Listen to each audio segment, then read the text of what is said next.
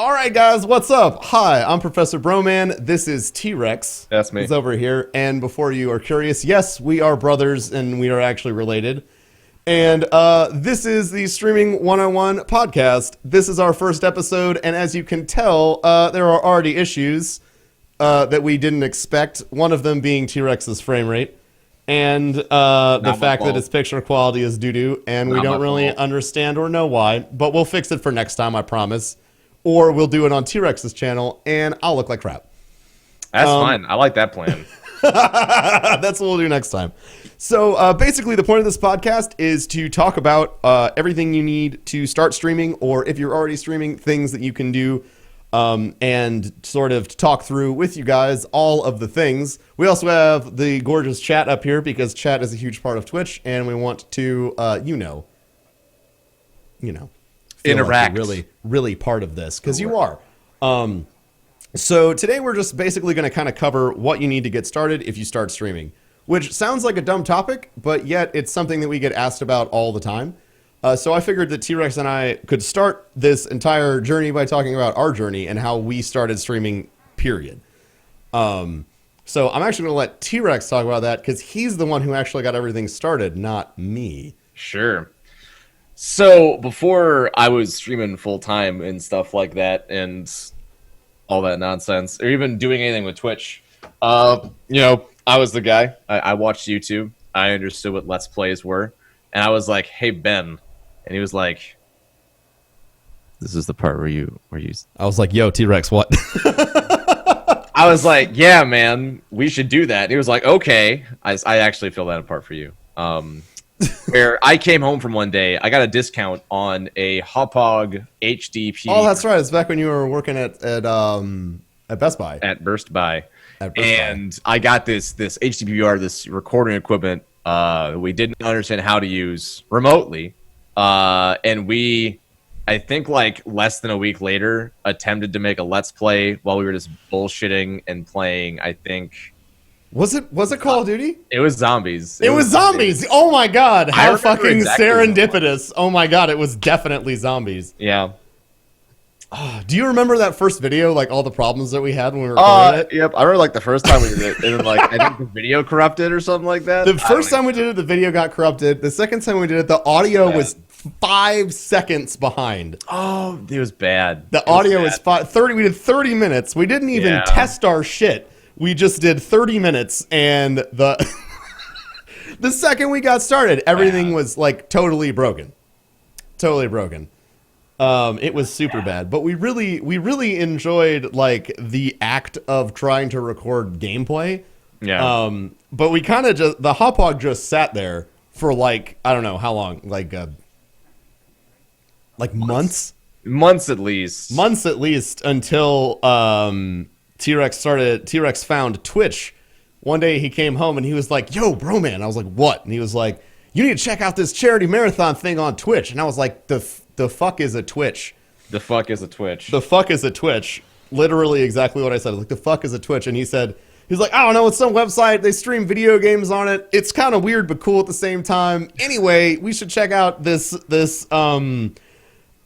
charity marathon. They're raising money to help Hurricane Sandy. Victims from Hurricane Sandy to get them like shelter and everything.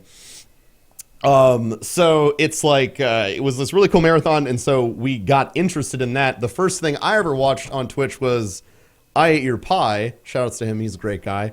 Doing a Paper Mario speedrun. What was the first thing you saw on Twitch? I honestly don't remember. I started watching that with you. So I guess at that point, it might have been the Ocarina of Time thing. It might have been a OOT any %. True, it could have been that.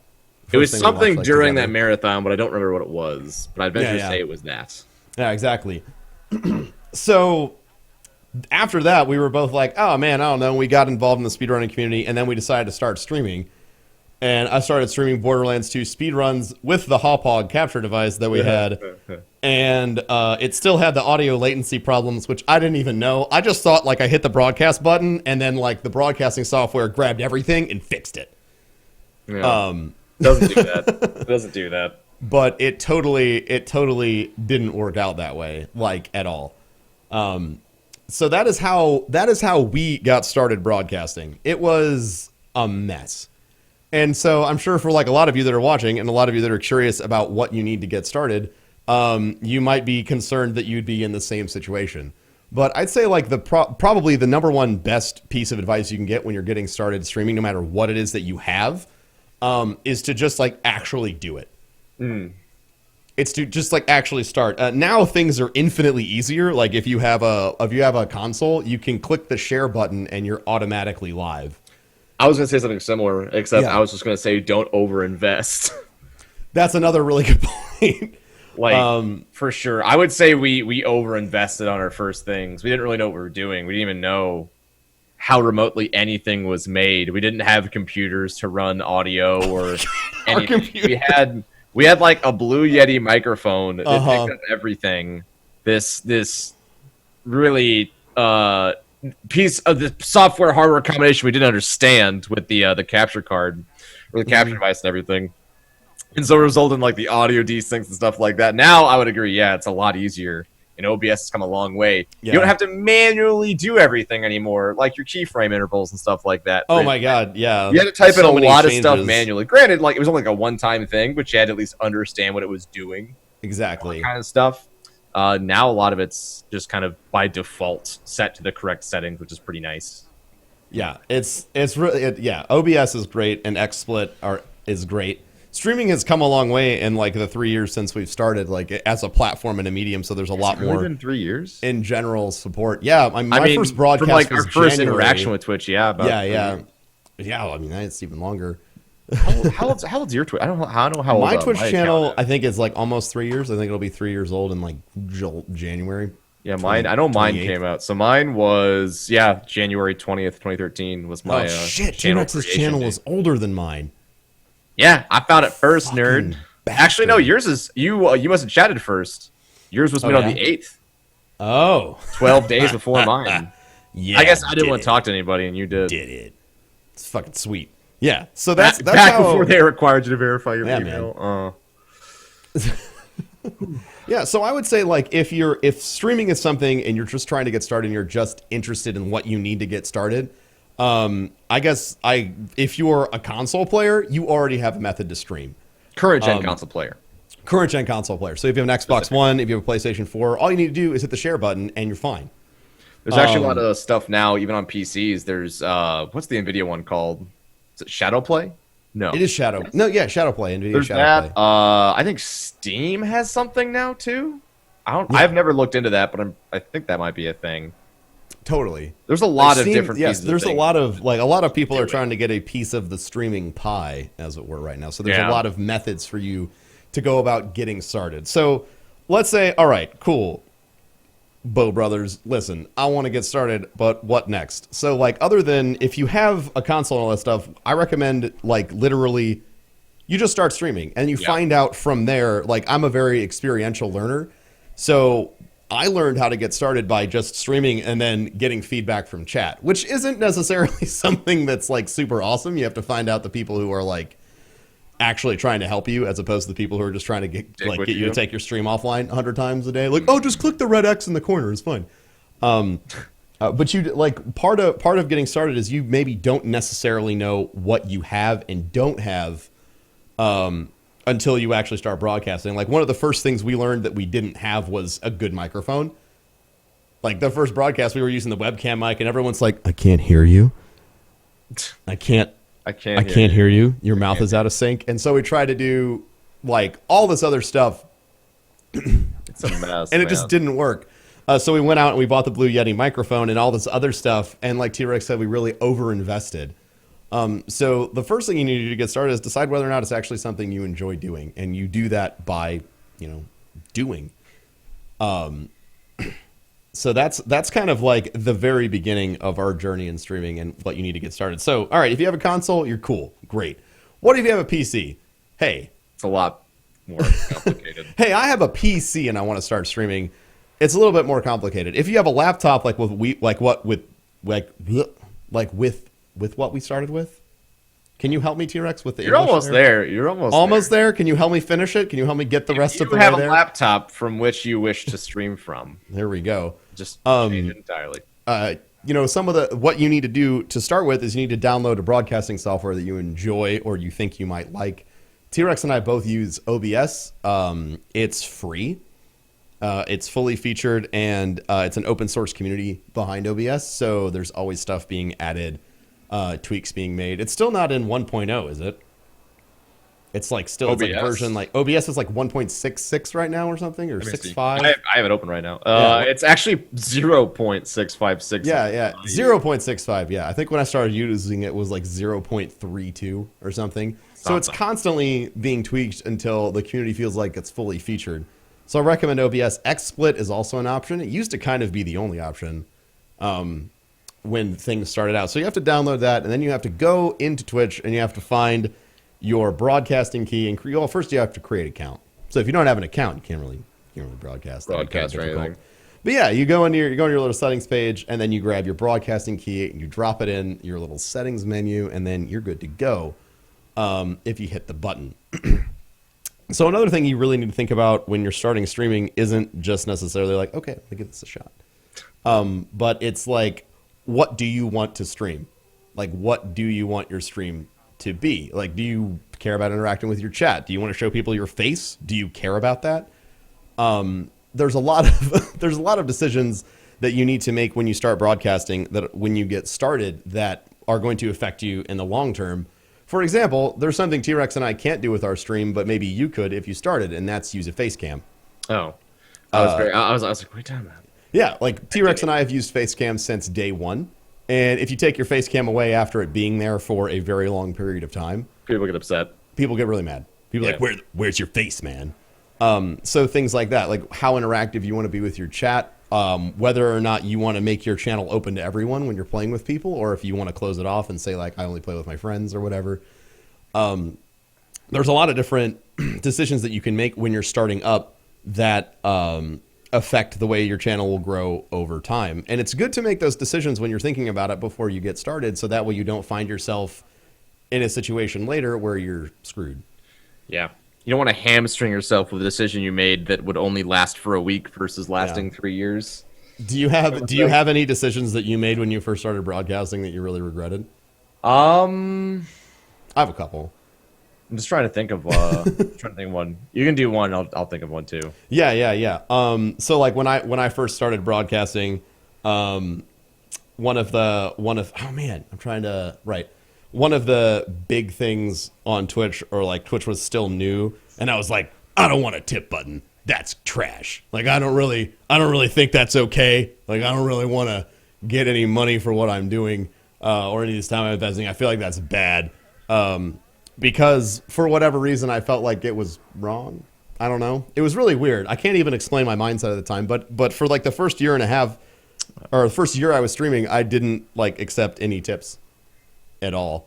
But now I do, because that becomes, it's just part of streaming, and I realized I was being a dumbass. So, but what about you, T-Rex?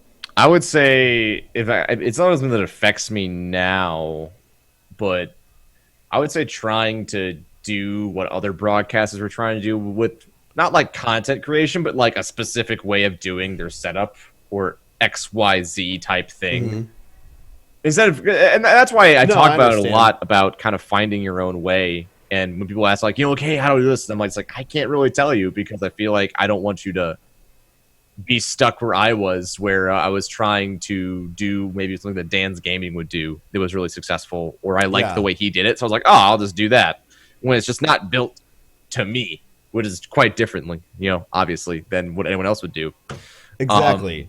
So I guess, trying to be someone else's stream when you should just be your own. Exactly. Like finding your own way through broadcasting is definitely something. I think that, that's actually a unique point. I really think that emulation is a great place to start, but you don't want to stay there. Yeah. Well, here's the thing. This is exactly what I say, is that it's okay to see what someone else is doing and then being like, all right, how does this apply to me? Obviously, for what you, do I like about this and what don't I like? Yeah, I see tipping and I see it being successful. How can I make it something on my channel that isn't what X person does on their channel, but is still successful? So, for whatever reason, so for example, I'm working with support class right now. I really have always liked Giant Waffle, Dance Gaming, that's the only two I can think of. They have the stack of information for subscribers and tips. Chris and I are working on a new way of doing that is actually really freaking cool. Oh, that's awesome.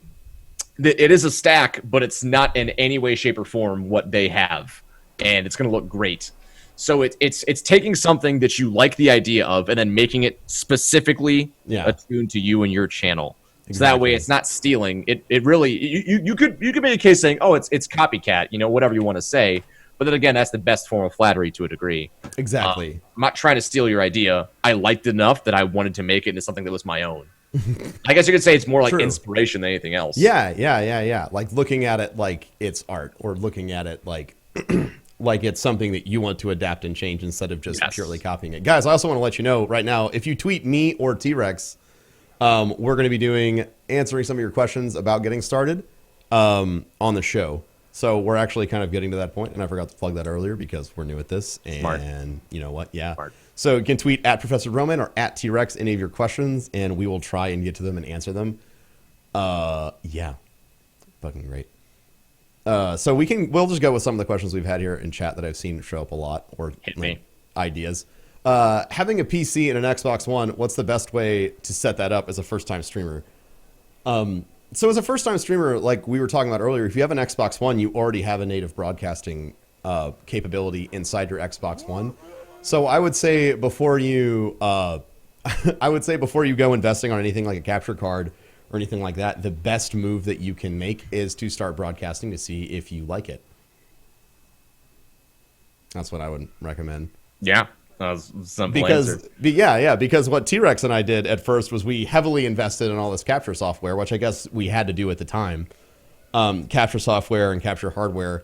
Whereas, like, honestly, at the time, I kind of felt like we sunk a whole bunch of money. No, we did. We sunk a whole bunch of money on the stuff we ultimately didn't even use. Yeah, we didn't even use. Like, I think we threw that hop hog in the trash the second we got a nice thing. Two capture a capture device I would recommend staying away from currently would be a hop hog or a Dazzle. Then again, the biggest thing with the hop hog is we haven't used them in 3 years. We haven't used them in 3 years, yeah. Then again, Elgato 3 years ago is not what it is now. So I don't want to disparage a company we don't actually. We're not disparaging a company. We're talking about 3 years ago. If you're going to buy an HD PVR2 from 3 years ago, I recommend not buying that. And don't buy ancient hardware. Yeah, get something that's current. Yeah, HD PVR2 is bad.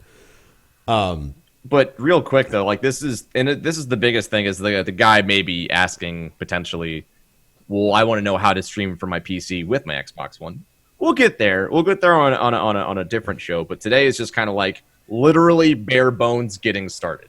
We're not talking about quality of stream, all that kind of stuff yet. Yeah. You really want to start from the ground up and have like a series of things people can be like, oh, Today is really general and kind of introducing what we're doing, and like next and from the weeks going on, we're going to tackle stuff like hardware, community building, focus, like all this other stuff. Different ways of structuring not the channel. Swearing.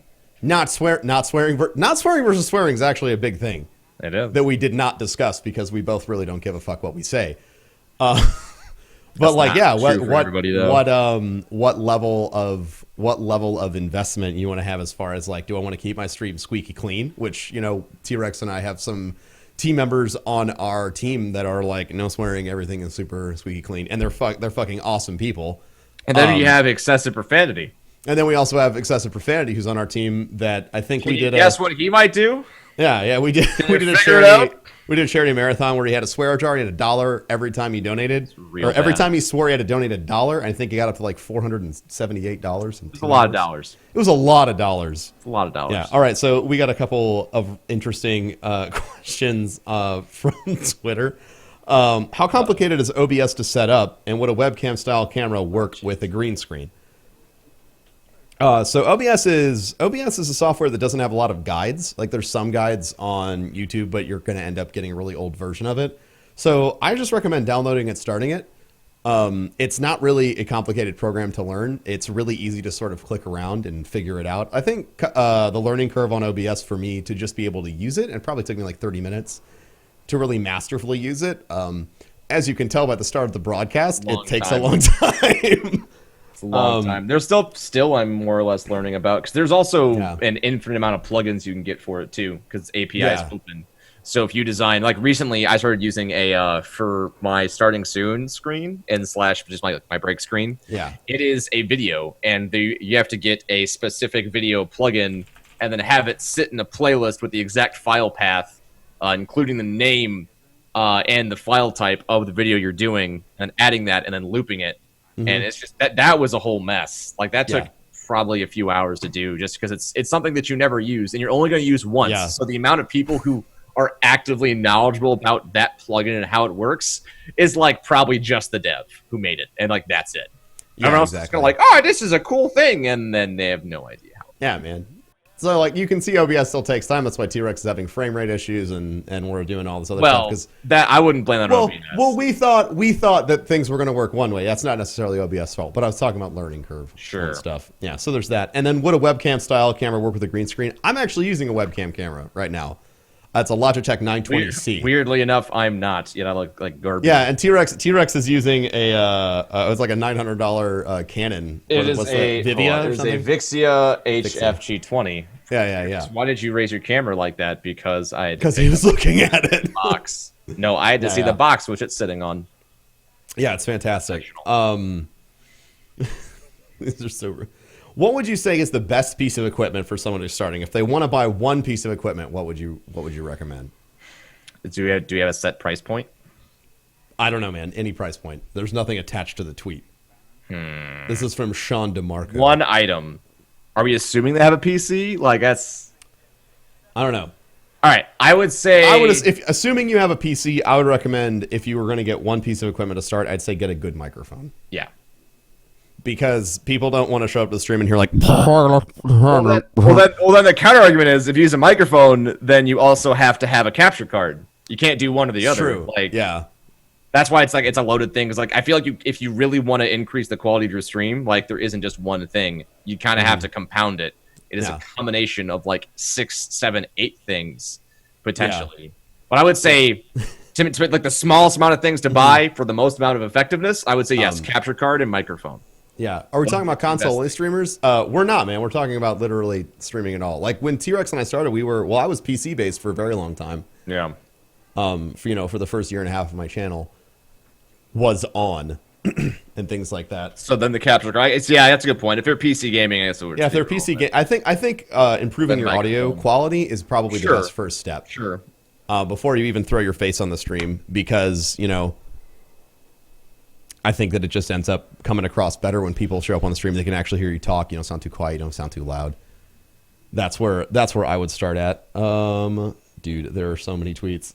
I have a good question. All right. So this is from Iron Rom. He's actually a nice guy. He hangs on my chat. Should we consider social networking as a large part before we start streaming? So I would say, yeah. I know that originally I made Twitter mainly just to follow people. I never did anything with Twitter. But now it's the only form of social media I use outside of Twitch.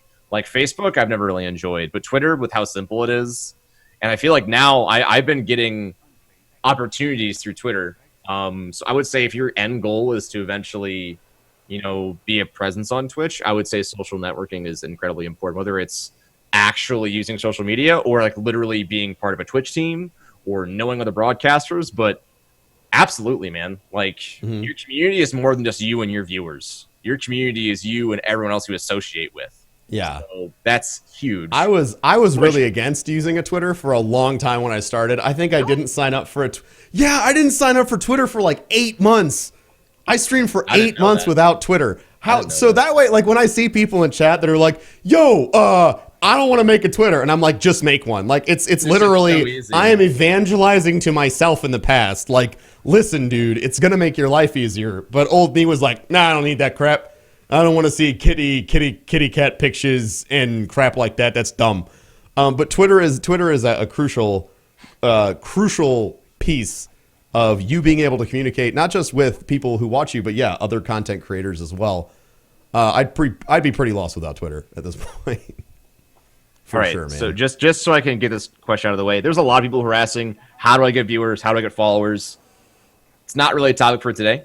Yeah, that is a much more complicated, and because we'll have the time then, That's like a 1 or 2 hour conversation. 2 hour just for conversation. that singular question. We might even break it up into a couple of weeks. Like, but it is a huge question, and it's one we want to address for sure. Yeah, and but like a potential only 15-minute conversation wouldn't do it justice. Wouldn't it would really be more confused, or you'd think it was flippant, the answers we gave. Yeah, that's one of the reasons why T-Rex and I started doing this, and we want to bring in other streamers to help do this as well that are interested in like the teaching of getting started and streaming and stuff like that, because there are these really, really big questions that people have different expertise on, and we really want to answer them in a full fashion, because when you get asked in stream, like, hey, I just got started streaming, and literally tell me everything you know.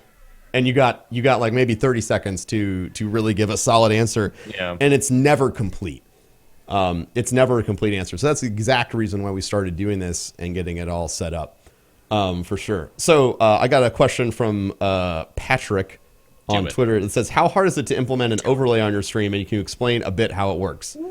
That's a good question. So if you're using OBS, you have to download something. Just to start off with, you have to download an extension called CLR Browser. And what that allows OBS to do is grab a web page and display it. That for me took me forever to figure out how to get that shit to work because you have to install it in the right subdirectory on the plugins and make sure it's on like the 64 or 32-bit version of OBS, whichever one you're actually using. What a great question. That's a good one. Yeah, it's a great question. And then after that, you can go out and you can find yourself a source for your overlays. There's a lot of out-of-the-box stuff that's free. NightDev has stuff, T-Notifier. I know I'm going to forget a ton now. Stream notifications. But you kind of go into their website and you can program your custom stuff. It'll link it into your API and all your information will get fed there. So that's how it works. As far as implementation, implementation takes a long time. I wanted for the longest time, I switched to T-Notifier notifications after using NightDev for a long time because I wanted to use custom images, and I could not. T-Rex remembers this. I can see a look on his face. I could not get the image to pop up. I would just sit there and like look at my computer, like staring at the code to do this, and like I don't know what I'm doing wrong. I just don't know what I'm doing wrong. And it turned out I was supposed to like clip like just a specific part of a web page instead of like the whole link. And I wanted to like scream so bad at myself for not being able to figure that out. But it's something that you have to figure out when you're working with overlays is you're going to have to learn a little bit of computer code to use some of the out-of-box stuff to start to customize it. And that brings me to something I think we are both very passionate about, which, once again, if you're getting started with streaming, one, be prepared to fail with just the technicality of it, like things going wrong. Things are going to go so wrong. And two, be prepared to fix it. So a lot of people, and this is, people can do whatever they want. This is not me saying that if this is you or you know somebody does this, that it's a big deal at all. It isn't. Yeah. But Ben and I both love the fact that if there is an issue, more or less we can identify it and then hopefully fix it because we understand how OBS works now and all the tools that we use. Yeah. There's some people who more or less have everyone do everything for them. And the analogy that Ben has used numerous times is that, you know, let's say you're a plumber. If you are on a rush job often to fix someone's, if you're going for a rush job to fix someone's plumbing, you can't really give them the excuse of, I'm sorry that you're knee deep in, 10 feet of poop. I got a flat tire. I didn't know how to fix it. Like that would call someone to fix my flat tire. They would berate you. So it's one of those things to where it's tools of the trade are outside of just streaming. So for us, that's understanding how computers work. It's understanding a little bit about AV. It's understanding about lighting a little bit. We're by no means masters of all of these tasks, but we understand just enough so that if there is a problem, we can hopefully at least one, understand how Google works to resolve that situation. I mean, you are your own best teacher sometimes. So if you want to figure something out, then you have to work towards figuring it out yourself. And then plus, as soon as you figure it out once, it's not going to surprise you again. You don't have to call 1-800-FIX-MY-STREAM, whatever. Yeah, dude. Like, it is just you, the computer, and you know what's going on. So some people can do stuff like that, and then some people are very confused. So I would encourage you, though, that if you're one of those people that I do like streaming, but I really don't understand this, that, or the other. Yeah. Take the time. If you really want to get into streaming, I would really, really, really recommend learning a lot about all of the ins and outs of every single piece of equipment that you use. for sure. Yeah, it's so important to be able to troubleshoot your own software, your own hardware, whatever is going on, and that really is a huge process of trial and error. And to get back to the overlays, which is where we started at, it doesn't matter if you're using something that's free and out of the box or something that you've invested a lot of money in to use. Everything breaks at some point in time. Yeah. That was a mistake that I made I continuously make the same mistake streaming, expecting things to just work all the time. They don't. It makes more sense to just expect everything to break every single day that you turn on your stream. Like for me, there are 3 problems I know every time I restart my computer. I have 3 problems. My webcam loses the white balance, so I look blue. My webcam loses the white balance, so I look blue. My audio gets messed up, and you won't be able to hear any games or anything coming in through my capture card. Like, those are the 3 problems I know I'm going to have every single time. And sometimes you also learn that instead of investing copious amounts of time to fix that problem, you're just like, look, I'll take an extra 3 minutes and I'll fix it myself. Yeah, exactly. It's really good. For me, I have the same problem with my audio. We both use Magewell, so it's probably the same root cause, but whatever. Yeah, exactly. I'd rather just, disable it and re-enable it and call it a day every single time or start my computer. It's just easier. So this is another really good question. How good of internet do you need to have to start streaming? Good question. So yeah, that's actually a really good question, especially for getting started, which I can't believe we didn't think to address that earlier. Well. The most important number on your test is your upload. So you need to have an upload of, depending on the power of your computer, which is like technical, and we'll get into that in another broadcast, but I think comfortably, if you want to broadcast on Twitch, having at least 4 upload will get you there. I would recommend 5 at minimum. T-Rex and I have excessive profanity on our team, broadcasts at a really low bit rate, but he has his computer do a lot of the encoding. I think he's fine now. Has he improved it now? Finally. Oh, yeah, when he got started, he had to broadcast at a low bit rate, so he had his computer work really hard to clean up the broadcast first. Yeah, he had 1 up. But he made it look beautiful, man. You can work with what you got as long as you understand how everything works, man. Yeah, that's the other thing is he learned the tools of his trade, so he could take something that should have been really restrictive and figure out how to work around that.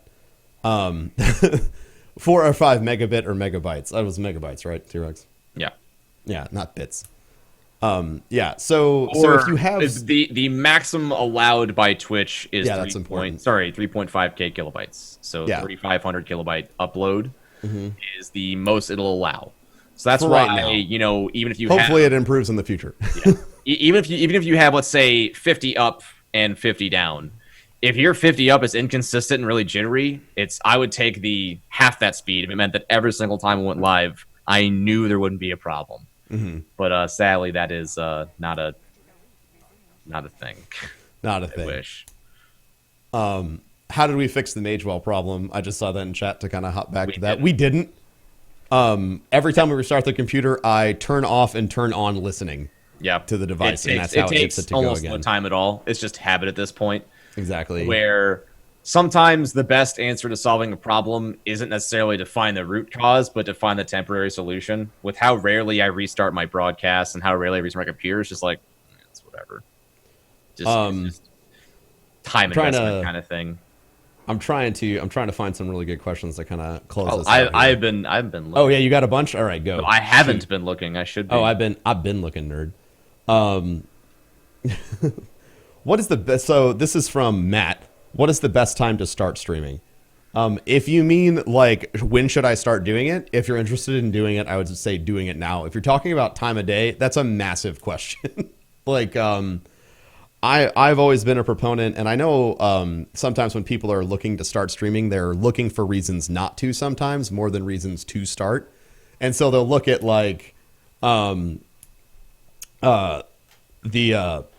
you're looking like, I want to stream this game, but there's all these big people that stream it.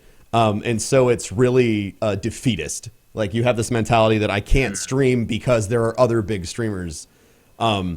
You have to realize that is like the reason people will visit your channel and the reason that they'll come back isn't necessarily, ultimately it's going to be about you.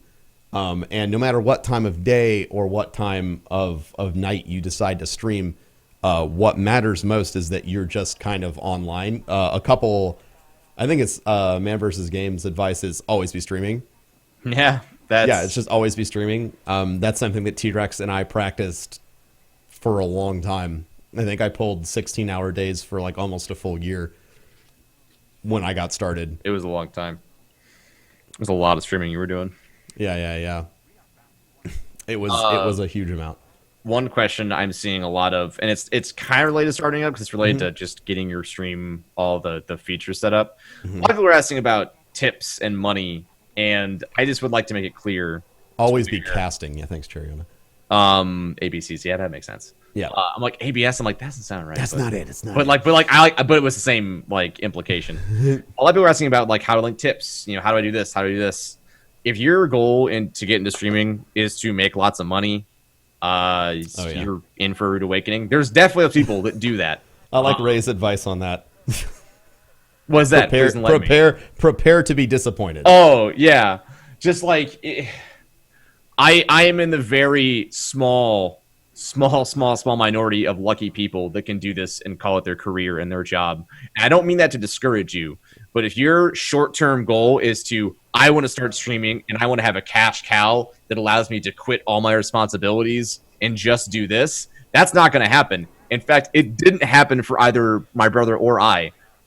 Ben was working 40 hours a week at a psych hospital and streaming 40 hours a week. Luckily, my time doing that was much shorter. I only had to do it for a month before I was like, all right, I can do this full broadcasting thing. And so I just took all my saved money and I was like, we're going to try. And so I did. And it worked out, but that was after I was already partnered. So that like the hardest part for me was already done. And same for Ben, basically we made sure that all our eggs were in the correct basket before we took that plunge. I think it's very irresponsible of you if you quit all your responsibilities and just start streaming. If you have, a lot of money saved up and that's like your dream, fucking do it. Absolutely. Exactly. Do not let me stop you. But I'm not going to tell you to be irresponsible. I don't want to be someone saying, hey, T-Rex said that just go do it. Quit working at this Fortune 500 company and just start streaming. So, hey. Hey. Professor Guy, man. And Go get a new CFO. I'm going to make more money than this on Twitch in like 2 days. Yeah.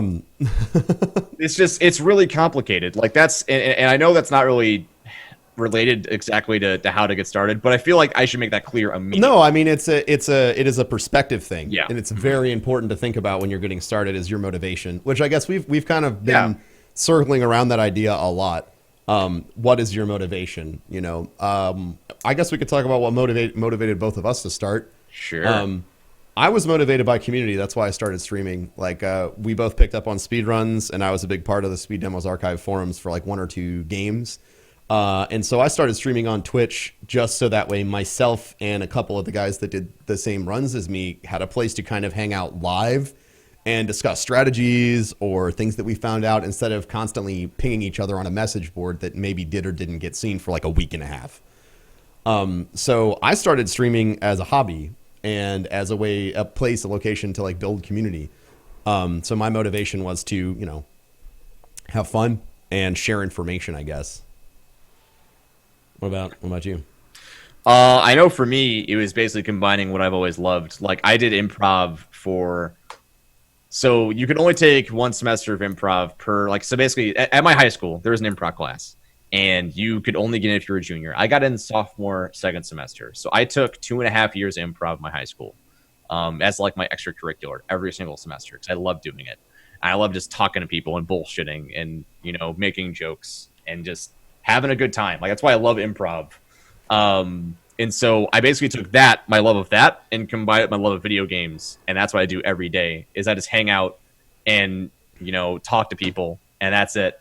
So I guess it's very similar to what Ben was saying, but I just didn't exactly have like the same starting point of speedrunning. Because I did do what he did, but I didn't do it. I mean, it was just 100% for fun. It wasn't a career for me. It was just I liked speedrunning and hanging out with my brother. I think that's something that T-Rex and I think a lot of partner broadcasters can echo is that when everyone started doing this, it wasn't with the end goal of being like, hey, this is gonna be my job. Yeah. I think that everyone had a moment in their streaming career where they were like, oh shit, this is like my career now, I guess. You know, and for me that transition was really uncomfortable. Because I was like, I don't really know how to approach this. Like, I don't know how I feel about it. I had a lot of personal stuff going on right around the time that I got partnered and tried to start taking this full time as well, which added to the confusion. Yeah, you did. Yeah. But that's been, that was like the transition for me was very difficult because it's not something that you go into. If you go into it not expecting it to happen, when it does, it is a massive surprise. We're both to a degree under the impression of that's a whole complicated different show. Yeah, it's a whole different show. It's great. But that's why I wanted to do this at first so we could really pull out the stuff that we wanted to do. What I want to say was like, this is a whole different show, but it's not even that. It's our personal life, like what led up to this. So I know it sounds defeatist or whatever you want to call it, but for me and like the philosophy I've had for a lot of things is that if you never expect anything, you'll never be disappointed. To where I don't mean that in like a way it's like negative for like I expect nothing to ever happen in my entire life. But like if there's something you're really passionate about, go in with a goal, but set it to where it's like achievable. There's some people who like, you know, I'm gonna start streaming and I'm gonna do this is my goal. And if they don't hit it, they just think they're crushed. And you can see it. There is a partner broadcaster friend of mine who I see it in his face every time he casts. With it's hard. I can see his disappointment. He's done on me. Like, I've been there too. No, I mean, I don't know. I mean, that's a feeling that I've had. I think that when you set up goals for yourself, you also set yourself up for disappointment. Yeah. If you can manage to enter your stream every day with the expectation of doing nothing but having fun, which becomes hard to do when it is also your career, you're going to go, you'll go a long way. Yeah. Yeah. Yeah, but if you go in every single day expecting like, oh, this money and blah, and you're gonna have a tough time. Yeah, it's gonna be real tough. I remember, so I've actually met all the goals I set for this entire year, and it's been amazing. But there's one that I had to basically remove because it was unachievable, and it was a goal that I had about this is what I want my average concurrent viewer count to be every single time I stream, no matter what I stream. That is an unfair goal for anybody. It's an unfair goal for anyone. And I recommend never doing it. Exactly. That is a one-way path to being super upset with yourself. Like, and so now, like, there's other numbers I focus on for sure. But like, if you want to stream, man, stream for fun. Don't set yourself up for failure, like I did for a while, until I removed that feature of my brain. Yeah, exactly. It can be mega rough, and I guess that's like. We should do a mental health episode. No, you know what's really funny? I really wanted to go to PAX South and do a panel because I figured panels might be easier to get in there because there's not attendance. But that'd be that. It'd be about streaming and staying sane because I feel like there's a lot of unhealthy habits going around. Myself participating in them. Yeah, man. Workaholic is. We really don't know how to take care of ourselves. Is what. That would be. At all. Yeah, that'd be an interesting show for sure. A question I've seen a lot on Twitter is, "Hi, I'm a noob streamer. I don't really have a schedule. It's important to have set days and times." T-Rex and I have always been proponents of having a really strong structure, because and I don't know, this is just the way I thought through it when I started broadcasting. I have a counter. The way that I thought through it. When I started broadcasting is like, I know every day what time Law and Order SVU comes on when I was working at the psych hospital, because it was like my one mental break for the day. I knew I could turn it on at like 3 and I could watch it and I could take a break. And so I wanted to make sure, like, okay, so if I am someone's entertainment, I feel like I should be reliable. So I built a structure into it. It's good. It helps people know when you're going to be online and when you're not going to be online. So I would recommend a schedule. There are plenty of people who are successful without schedules.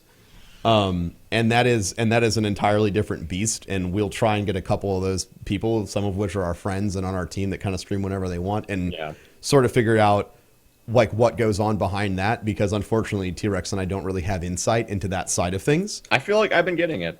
That's why I like to give my perspective, if I may. Oh no, yeah, never mind, man. I'm totally wrong. And T-Rex no, it's fine. I've been drop doing knowledge bombs in your face. Shut up. I feel like structure is incredibly important when you're starting, for sure, because if you're trying to quote unquote build an audience, like they need to know where to find you, like a normal TV show. Like I know I could get home from school and watch Dragon Ball Z at 4:30 every single day, and so I know exactly where to be when that starts. That made sense to me when I was growing up. Same thing. If you're trying to build an audience, all right, viewer one gets home from work. It's 5 o'clock. Oh, I have 1 hour until T-Rex starts streaming. That makes sense. But as long as that's not constricting to you, then do it. Go for it. But I also don't want to have people feel like they're required to. Because I feel like for a long time, I was locked into this idea in my head to where, like, if I'm not alive by 11 a.m. Central, I'm going to lose it, kind of thing. Oh, dude. Like, and you understand that. You get it.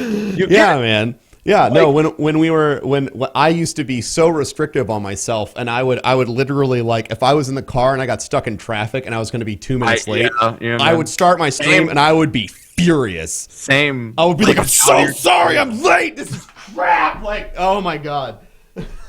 But I couldn't handle it, man. But now I have like a floating start time. I just know typically I like to start around noon or 1 p.m. in the afternoon.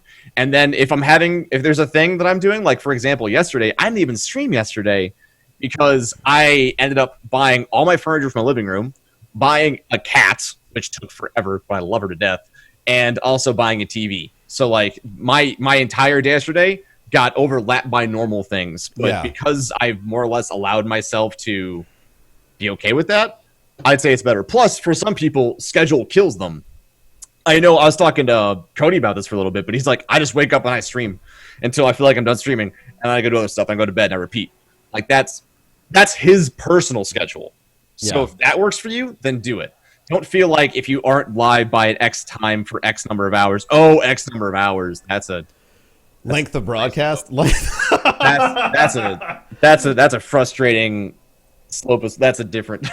That's a whole nother beast. But that's two perspectives over what you could do for your stream when you're starting and stuff like. Oh yeah, no, Buff Daddy. That is a topic that we're going to do. I haven't put that on there, but variety game streaming versus single game streaming is a topic that we absolutely want to tackle. But we wanted to get through this and then hardware and a couple other things, and then we wanted to, when we get to community growth, we definitely wanted to get to that. Because it's so important. And T-Rex and I are both single game streamers or community-based streamers or however you want to phrase it. I built my community. When I started streaming, I was speedrunning, and then I transitioned when Destiny came out. I fell in love with the game, so I started streaming Destiny full-time. Because I've always, I've always tried to strongly build my community around, one game, because I just feel like that's the way that I operate as a person. I play one game a lot. Yeah. And it fits with my personality. You build like-minded gaming individuals around that.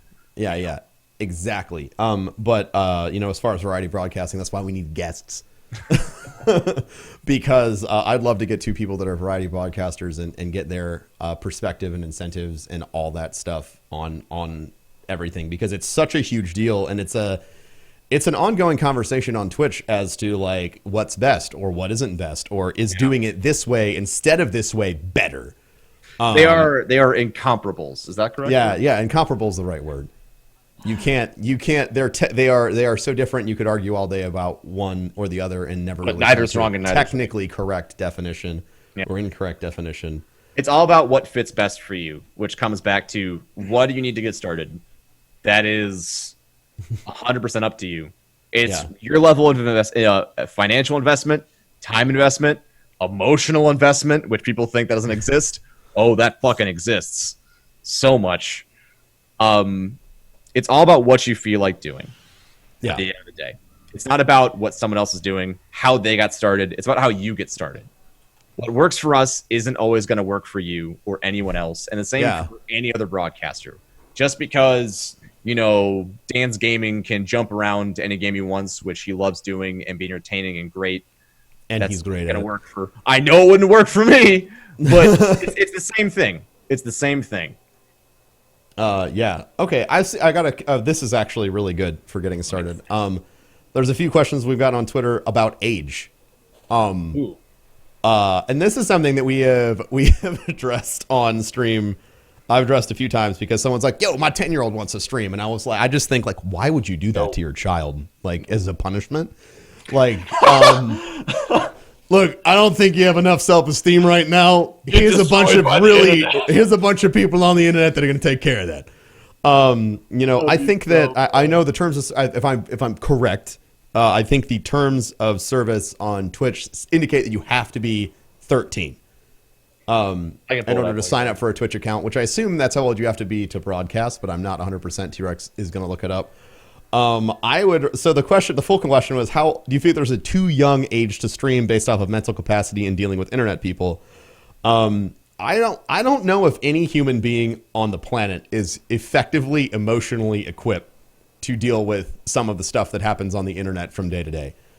The internet is a really interesting place. The internet is the same location where you find shit tons of porn and like fantastic charity events. The internet can be so opposite depending on the internet's mood for the day. And you may just become the target of somebody, and there's not really a lot you can do about it. And I can say from doing this, the terms of service is now 18.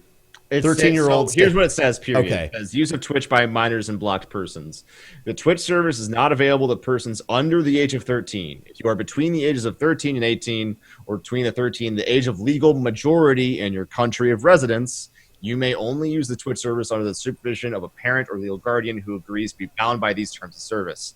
It does not mention streaming specifically, but I would venture to say that is the bare minimum, at least for broadcasting. But I'm going to keep looking. Yeah. So there you go.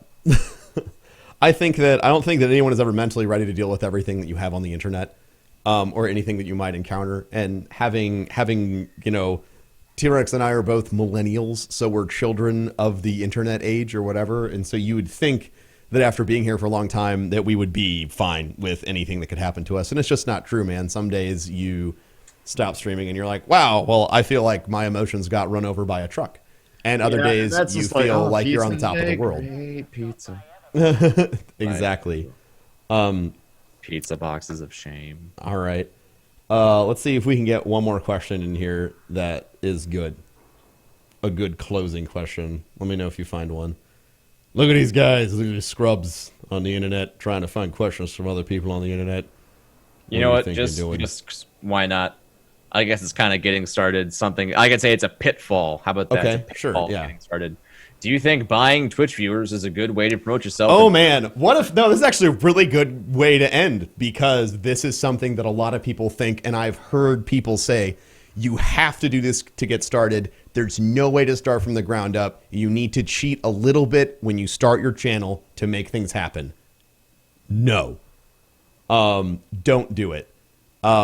Honestly, view botting or buying viewers or buying followers and all that other stuff, which we won't get into the nefarious details of how to do such things, but don't do it. Don't do it. Twitch will find out if you've done it. Allow me to openly say you are a piece of shit if you do. There is a Twitch's ecosystem functions currently based off of how your visibility is a direct result of how many people are watching you. And you can fake like more people are watching you than you are. But the fallacy that happens is people assume that if there's big numbers on my stream, that's going to pull everyone in, and then I'll get real support from that. The opposite is true. If somebody, and this stuff happens to me and T-Rex all the time. I could have a few thousand people watching me, and someone will come in and be like, "Chat's dead." Yeah. Oh my God. Chat's dead. Where'd you get these view bots from? Did you where'd you get them? Where'd you get them from? Sorry that I Costco view bot store. It doesn't spam emotes the entirety of my chat. I'm sorry. You can go ahead and go to an event channel where you'll feel welcome. Yeah. It's right out this door, labeled ban. So yeah, exactly. Exactly. So if you're getting started, whatever pressures you might feel or you might be experiencing to try and grow your channel, always do it inside of the always do it inside of the rules. When you step outside the rules, it's just going to be a detriment to you. And if you do it big enough, it's going to be a massive detriment to whatever community you want to be a part of, and you will become a persona non grata in that community, and no one will want you around. Yeah. Viewbots are now on sale at Walmart. And Duck. Okay, so Pashi's got a follow-up question to this. Right. So with that being said, are new streamers destined to fail? The more popular you are, the more popular you will get, while people who are less popular become less popular due to saturation. So here is something, and this is an ongoing... That's a really good question. It's a good question. Honestly, the saturation point argument is very difficult. And it's hard to like deal with, and it's hard to handle and approach. But it is a reality that the larger streamers are going to get more visibility and grow at a quicker rate. For perspective, when I started streaming, it took me I got as many followers in the first 17 months that I was streaming as I did, I think, in the first 4 months after I transitioned from doing speedrunning into streaming Destiny, which was absolutely mind-blowing for me, because the amount of exposure I was getting was different. What I will say is, like, if your end goal is to have big numbers, realize that big numbers don't always translate to support, and big numbers don't always translate into like meaningful community. Yeah. That's not to say that those things can't hold true. Those aren't binary. You can have a big community, and big numbers, and the community can be really strong. It's like the rich become richer debate. It exactly is, Pashi. But cheating your way through that isn't going to work. And I think at the end of the day, you need to have confidence in yourself as a streamer to know that you're offering something that people can't get anywhere else. And the reason, another reason why it's hard to talk about and understand is because it's kind of the opposite problem on YouTube, to where the more saturated something gets, if you're already kind of there, you're just going to keep doing well, and more channels can actually get growth to a degree. I'm not going to pretend to understand YouTube, and I'm sure maybe it's just me talking out of my ass a little bit. But because you're dealing with what this podcast is for. It's for ass talking. A live versus a non-live environment, the fact that live, and people would like to say that you're competing when that's not really the case, but there is only technically one, or if they're using a multi-Twitch, like a couple people they can watch at a time, versus YouTube, where you can watch 15 videos from 15 people all in the same day in the same hour. You can support more people with a single viewer on YouTube potentially than you could on Twitch. So it's one of those things to where, as Twitch grows, I'd like to think that problem will become smaller. Yeah, where it's kind of the same thing, but I don't know. There's discussions that I know are ongoing at Twitch about better ways to support growing streamers. Yeah. Because Twitch totally recognizes, based on the conversations that I've had with people there, they totally recognize that the system that they have is highly rewarding to people who are kind of at the end game state, and is not rewarding for people who are starting. So alternate ways to filter, time broadcast and directory. What they did to launch Twitch Creative was fantastic. Like, it's a great example. Like, Twitch Creative has its own homepage, and it selects these different people to put up there to introduce people on a fair playing field. There's different ways you could filter stuff, total days broadcast inside of this directory, or, whatever. And I know that that's something that they're actively working on, because the goal that they have at Twitch is to support as many broadcasters as they can, and to have as many people do this as a career as they can. Which, just to our say, success is tied in with their success. Remember how a Twitch top broadcaster was a thing? The fuck happened to that? So, that was supposed to be a way to reward and give visibility to those who may not be a top of directory broadcaster, but still have been around and investing in Twitch for months, if not years, and that just kind of went away out of nowhere. Yeah. When we were supposed to receive emails about that last July. I don't know. I don't know what happened to that. Yeah, it's true. Me neither. But yeah, so I guess to kind of sum everything up that we talked about today, the best way, or what you need to get started, aside from like whatever source hardware you need, which is probably what we'll do next week, is we'll talk about hardware, PCs, capture cards, consoles, whatever you want to talk about. We'll answer all those technical questions. We might need a few episodes for that. But along with having all that physical equipment that you need, the other thing that you need to get started is, and we've touched on this a few times, a good mindset, and an approach that is organic to you, because those are the two things that are really going to carry you, in my opinion, which is not in any way authoritative. Those are the two things that are really going to carry you to, your end goal and build a community that's based around things that you like. So that's kind of my summation of everything that we talked about today, T. Same. It's kind of a forge your own way. So if you want to start, then start. In the immortal words of Mr. LaBeouf, just do it. Mm-hmm. I mean, that's just the honest truth. If you want to get started streaming, what do you need? You need bare bones. You need either a next gen / current gen console, however you want to phrase it. So Xbox One, PS4. That, or if you're a PC streamer, just the software. It's very easy, plenty of guides, and then just stream, and then you can build from there. You see things you want to improve, slowly improve them. Mm-hmm. Also, don't fall into the pitfall of overinvestment or trying to copy somebody else. Be yourself, and then, like I said, find your own way. Find your own way. Absolutely. So we might hang around for a little bit and keep chatting with you guys. We're going to cut the recording for the podcast here. So thank you for watching.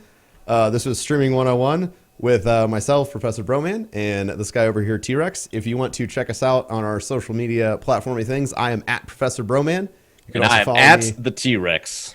You can also follow me here on Twitch at twitch.tv/Professor Broman.